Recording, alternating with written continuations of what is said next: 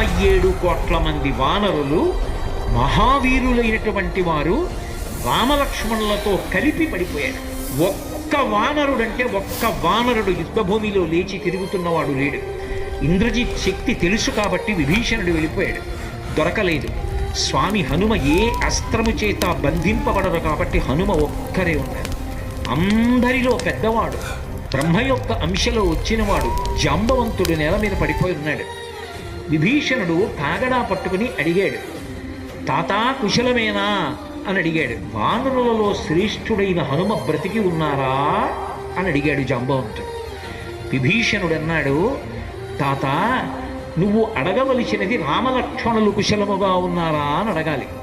హనుమ కుశలముగా ఉన్నారా అని అడిగారేం తాత అని అడిగారు.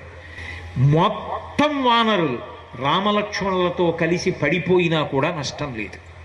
హనుమ